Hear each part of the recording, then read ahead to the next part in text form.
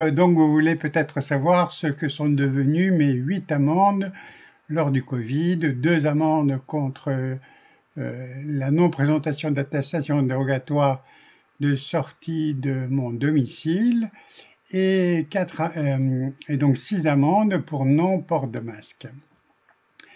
Alors, en première instance, donc oui, je ne sais pas pourquoi je fais une lettre de contestation et j'obtiens 3 audiences au tribunal de première instance à Toulon.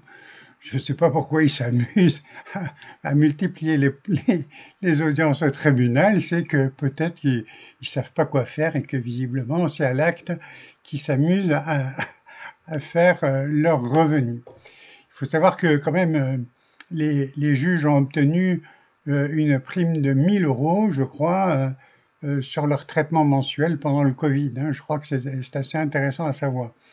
Donc, je me rends lors de la première audience en ayant au préalable écrit au président de la République, en envoyant l'amende, en soulignant tous les mots qui n'étaient pas en langue française, en mettant -5 à -9 par ligne, et en demandant au président de la République de contacter le procureur général pour savoir qui prétend être une administration pour m'extorquer des fonds de 135 euros, la première amende, et donc de faire une enquête sur le sujet parce que c'est pas écrit en langue française, donc c'est anticonstitutionnel et absolument illégal, et ensuite qui enfreint également le bloc réglementaire, puisque une circulaire ministérielle l'avait rappelé et exigé auprès des administrations. Alors pourquoi? Tout simplement parce que quand on rédige un PV et qu'on écrit des phrases en entier en lettres majuscules pour en faire même des paragraphes entiers en lettres majuscules, c'est pas la langue française, donc rien que pour ça, c'est nul et non avenu. Deuxièmement, j'ai abordé le problème que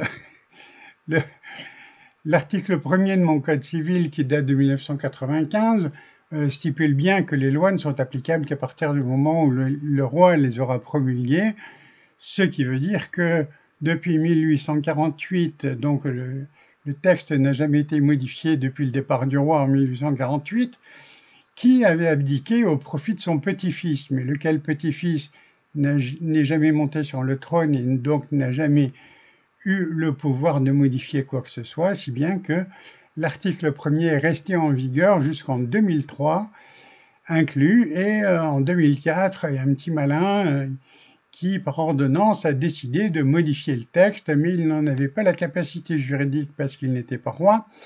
Et d'autre part, cette modification, quand bien même elle aurait été faite par un Premier ministre qui pourrait s'appeler Raffarin à l'époque, eh bien, cette modification, n'ayant pas été promulguée par le roi, n'a strictement aucune valeur juridique. Bon, c'est pas moi qui le dis, c'est le professeur agrégé Henri Vidal de la faculté de Montpellier, qui l'avait écrit, qui l'avait rédigé dans un article publié dans le Dalloz dans les années 90. Alors c'est assez intéressant de remarquer quand même que il faut quand même savoir que nul n'est censé ignorer la loi, voilà ce qu'on nous raconte. On nous dit que pour devenir juge, il faut avoir fait du droit. Où est-ce qu'on fait du droit? On le fait dans des facultés de droit, ou bien à l'ENA, on peut faire, mais... Et donc si on fait du droit, on est enseigné par des professeurs agrégés de droit. Alors pour être professeur agrégé, disons, c'est le sommet de la connaissance du droit en France. Petite parenthèse, on peut s'étonner que le Conseil constitutionnel ne soit pas constitué que de professeurs agrégés, qu'ils soient retraités ou non. Mais enfin, je veux dire, on peut regretter que ça, parce que ce sont vraiment des gens très intéressants et qui connaissent le droit puisqu'ils l'enseignent. Alors donc, je me présente donc à l'audience pour une première amende, non présentation d'attestation dérogatoire de sortie de mon domicile, puisque, paraît-il, j'étais emprisonné pendant plus de 12 heures, alors que normalement c'est un juge qui qui doit vous condamner à rester, à être assigné à domicile plus de 12 heures, il n'y a qu'un juge qui a le droit de faire ça en France. Bon, ceci dit, tous les magistrats le savent, enfin bref, mais un magistrat, c'est un fonctionnaire. Et qu'est-ce qu'un fonctionnaire? Ben, il doit faire fonctionner le système dans lequel il est employé. Il a le devoir de réserve et donc il doit fermer sa gueule quand c'est pas le moment. C'est ça que ça veut dire, le devoir de réserve. Bien, donc, ceci dit, c'est pour expliquer un peu le contexte. Donc j'arrive au tribunal en djellaba blanche. Hein. J'avais une très belle djellaba de très bonne qualité, achetée au Maroc, à Rabat, à Salé précisément.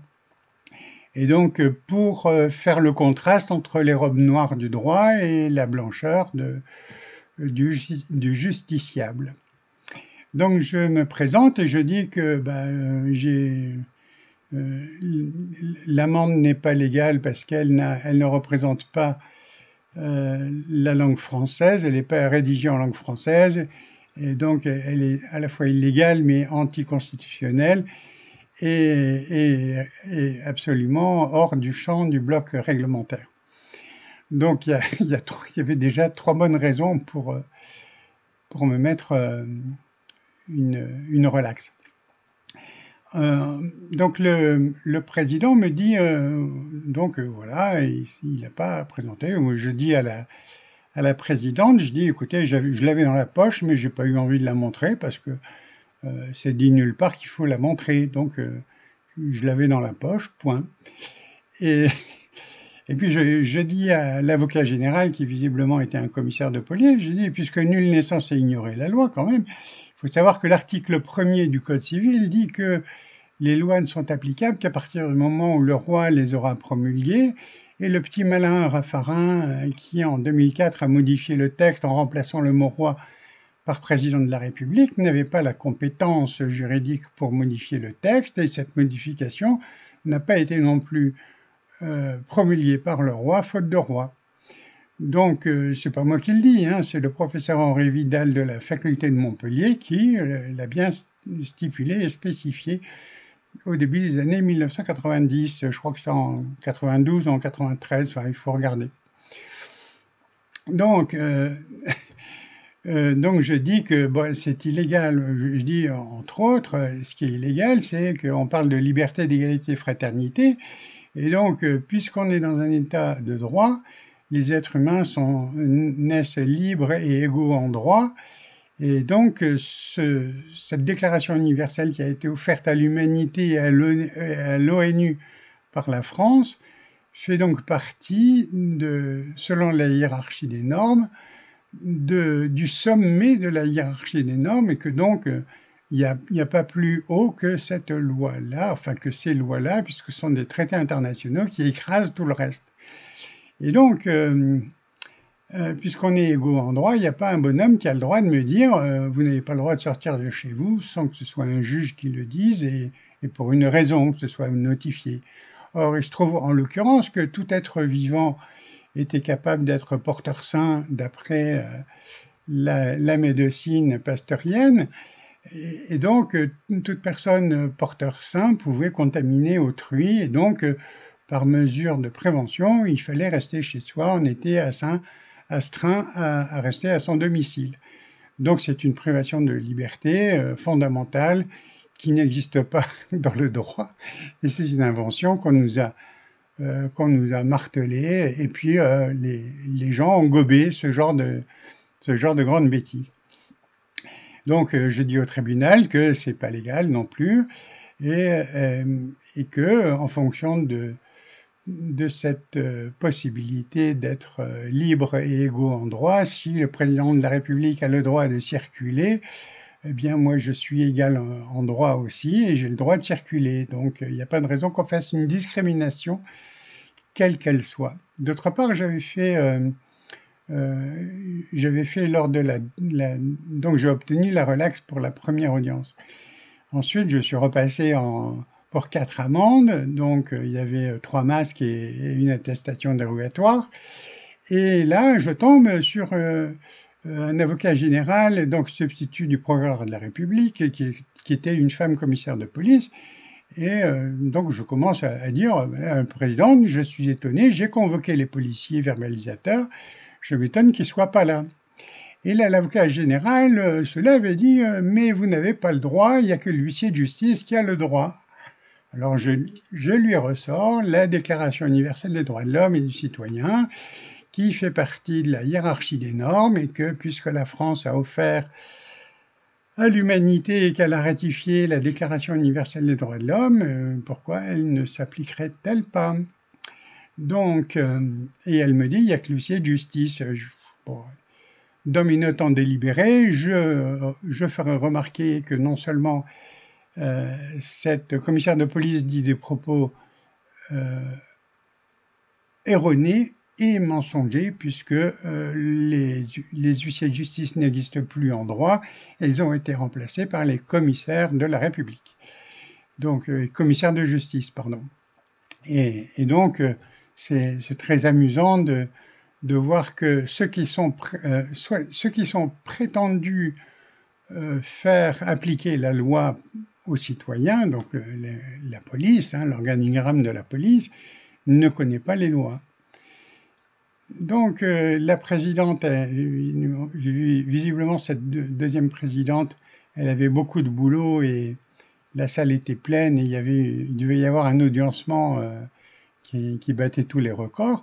Et c'était le jour, au miracle, c'était le jour où l'armée, un membre de l'armée française, le capitaine Maggiani, donc une femme capitaine, ingénieur de formation, qui est devenue capitaine par équivalence de titre, et donc travaillait pour Toulon, qui avait divorcé de son mari au motif qu'ils ne s'entendaient plus et que la gamine de 5 ans, sa fille de 5 ans, lui a dit « Papa m'a fait mal, il a mis son zizi dans le trou des fesses, ça m'a fait très très très mal ». Et donc elle a déposé plainte, et puis la plainte en fait s'est retournée contre elle, puisqu'elle a refusé de présenter sa fille à son géniteur, et qu'elle était obligée de quitter la France parce qu'elle voyait bien que c'était elle qu'on accusait. Alors c'est pour vous dire que cette parodie de justice est ensuite allée en appel à la cour d'Aix-en-Provence. Ce petit aparté, c'est pour vous dire que l'ambiance était particulièrement électrique ce jour-là, puisqu'il y avait plein de monde. Il y avait plein de monde qui était à l'audience, et il y avait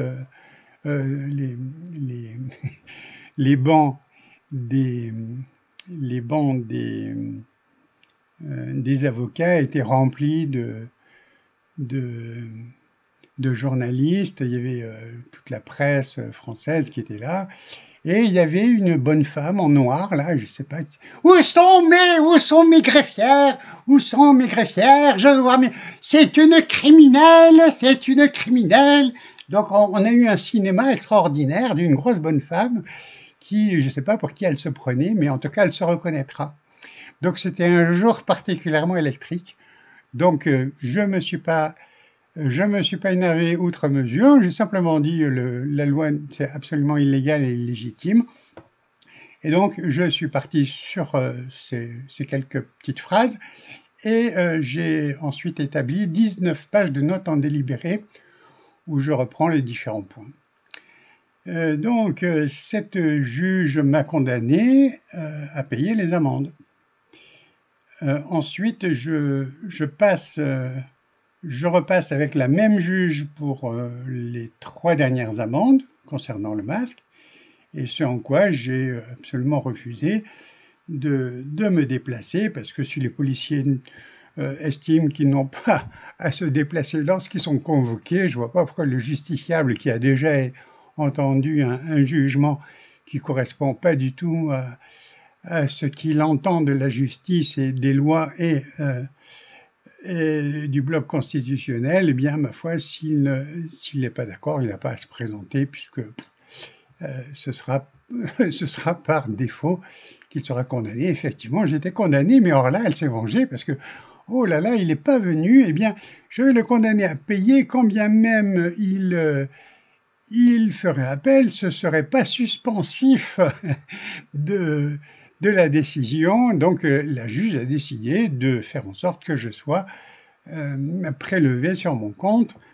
Et comme le compte n'était pas approvisionné, il a fallu un nombre incalculable de tentatives. Il me semble qu'il y a bien une vingtaine de tentatives d'ATD sur mon compte bancaire. Chaque fois, ça fait des frais, bien sûr. Et c'est le but du jeu, hein. Ça fait des frais bancaires parce que oui, la banque, elle est là, mais elle dit: «Ah, mais si je dois travailler sur votre compte, il faut que vous payiez, c'est normal». Et donc, c'est le but du jeu, hein.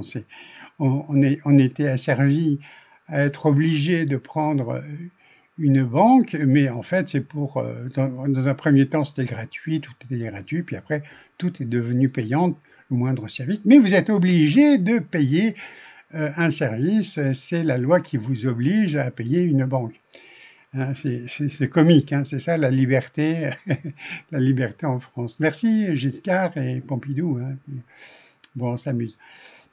Donc, je me retrouve donc avec euh, avec un audiencement en appel. Et là, pareil, la première amende, j'ai obtenu la relaxe, donc j'ai pas fait appel puisque bon, c'était normal. Mais aucun de mes arguments n'ont été évoqués dans d'autres arguments que la juge a trouvé utiles pour me faire obtenir la relaxe. Alors donc les policiers n'étant pas là, j'ai redemandé évidemment que pour que la justice soit rendue en pleine sérénité, il fallait que les policiers soient présents parce que je voulais faire dire quand même aux policiers quels étaient les articles 2 et 3. L'article 2 et 3 disent que d'une part, toute personne qui fait un acte, une activité physique n'a pas à porter de masque, et puis que d'autre part, en sont dispensés ceux qui ont une pathologie médicale. Sauf que la pathologie médicale, il ne faut pas en parler en public. Donc sur le trottoir, un policier, il n'est pas médecin, il n'a pas à savoir si vous êtes handicapé ou si vous n'êtes pas handicapé, si vous êtes malade ou si vous êtes bien portant. C'est pas son boulot au policier d'entendre ça. C'est la loi 2002-303 du Code de la santé publique, merci Monsieur Kouchner, qui n'a pas été capable de dénoncer un violeur. Mais enfin bref, ceci dit, on ne peut pas être parfait partout, hein, c'est sûr. Donc, ce qui était très amusant aussi, c'est qu'avec la, la deuxième juge, je lui ai dit, mais si la loi dit qu'on n'a pas le droit de se dissimuler le visage, c'est la loi 2010 anti-burqa, on n'a pas le droit, sauf carnaval, parce que c'est une tradition de pouvoir se déguiser, eh bien, donc, on n'a pas à porter un masque. Alors, si on considère que c'est un vêtement, hein, donc c'est la loi anti-burqa. Mais si on considère que c'est un acte médical, c'est la loi 2002-303 du Code de la santé publique qui nous protège et qui dit que si c'est un traitement qui soit prophylactique ou thérapeutique, eh bien, on n'est pas obligé d'accepter, il faut qu'on soit librement éclairé. Alors, pour être librement éclairé, je suis professionnel de santé et j'ai fait médecine tropicale à la Pitié-Salpêtrière. C'est le cursus de Perron et du professeur Perron, et c'est le cursus du professeur Raoult, entre autres. Et donc, quand on sait qu'un virus, un coronavirus, le plus gros de tous les coronavirus, mesure 1 micron,4, et que le plus performant de tous les masques, pas le masque standard qu'on nous a obligés de porter, mais le plus performant laisse passer 3 microns, ça veut dire qu'il y a 2 virus qui sont capables de passer à travers. Donc ça ne tient pas la route pour dire que ça va vous protéger ou que ça va protéger autrui. C'est une manipulation mentale, un bourrage de crâne, c'est une propagande d'État. Et les gens sont tombés dans le panneau en grande majorité. Il y a très peu de professionnels de santé qui se sont insurgés contre la vaccination, contre cette mascarade. Mais on a beau avoir un bac plus 10. Alors c'est assez intéressant. Mon cardiologue, il voulait me faire une épreuve d'effort. Moi, j'ai montré à la clinique en arrivant que j'avais une dispense, puisque ce sont des professionnels de santé, donc on m'a laissé rentrer sans masque. Mais lui, il a voulu absolument que je porte un masque. J'ai dit non, je ne porterai pas de masque, puisque je rentre dans le cadre de l'arrêté, et donc je n'ai pas à porter un masque, puisque j'ai le certificat adéquat. certificat qui datait de 2015 et donc qui était périmé en 2020 évidemment. Mais le certificat de mon pneumologue à l'époque, plus récemment, m'a dit que mon état ne s'était pas amélioré, mais au contraire aggravé depuis 2015. Voilà, donc ceci dit, puisque là, évidemment, le pneumologue n'a pas envie de faire un papier en disant que le port de masque est déconseillé, parce que si elle en fait trop, elle se fait cibler par le Conseil de l'Ordre, et le Conseil de l'Ordre, vous savez ce que ça fait, c'est capable d'empoisonner la vie pendant quelques mois ou quelques années, ou à vie. Hein. Je pense au docteur Alain Cohy qui disait... qui a démontré que les vaccins, c'était absolument toxique pour l'être humain. Bien, enfin, ceci dit, on a une médecine qui est aux ordres de la pharmacologie, qui veut gagner des sous et non pas sur la santé de l'être humain. Et ça, beaucoup de médecins n'ont pas compris ça, n'ont pas encore capté que la médecine qu'on étudie en France n'est pas dans l'intérêt du patient, mais dans l'intérêt dans l'intérêt des industries pharmaceutiques, et c'est ça qu'il faut bien comprendre. Donc j'ai fait 19 pages de notes en délibéré où j'explique que, ma foi, si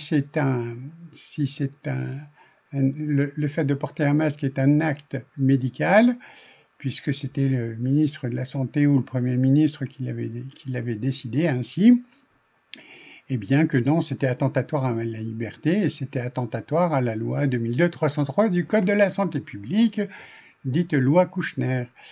Voilà, parce qu'il y a eu Nuremberg quand même. Hein. Il faut se rappeler que Mengele, il faisait des expériences sur les êtres humains dans les camps à Auschwitz. Et donc, bon, il a été condamné par contumace, mais en fait, il a été exfiltré aux USA. Et il a bien servi dans le cadre de MK Ultra. Et chercher MK Ultra, c'est quand on torture les gens, on torture les enfants pour créer une dissociation psychologique et créer ensuite des problèmes de manipulation mentale par la suite en créant des personnalités multiples et variées. Donc voilà, donc chers amis, je récapitule. Au total, en premier, j'ai eu une relaxe pour la première amende de non-présentation d'attestation dérogatoire de sortie. Je tombe sur une autre juge qui, elle, n'entend rien, ne met dans son délibéré aucun argument opposable à mes prétentions et à mes dires. Et ce sera pareil pour la Cour d'appel qui fera 2 jugements. Et le dernier jugement de la Cour d'appel, c'est une femme qui se reconnaîtra. C'est à mourir de rire. Hein. C'est vraiment un torchon ce qu'elle a rédigé, mais enfin bref.